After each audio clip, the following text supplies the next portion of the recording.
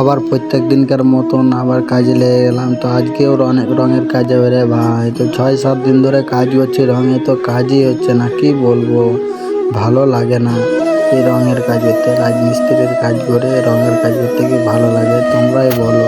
তো স্টুল খাড়ো করে দিয়েছি, তো শামসুলিন্দা আর আমি কাজ করবো এই ওপরে। এই দেখতে পাচ্ছ, তোমাদেরকে দেখা একটা জিনিস, গ্যাপটা কি বলবো রে ভাই, 1 ফুট গ্যাপটা যা কষ্ট হচ্ছে কাজ করতে, তোমাদেরকে কি বলবো। যেরকম কাজ হবে কাজ তো করতে হবে রে ভাই। তো আমরা লেগে গেলাম কাজে। তো কি বলবো রে ভাই, পড়ে গেছি ওপর থেকে। শামসুলিন্দা পড়ে গেছে, তো রং টং পড়ে গেছে আর ওপরে মুখ চোখ ধুচ্ছে।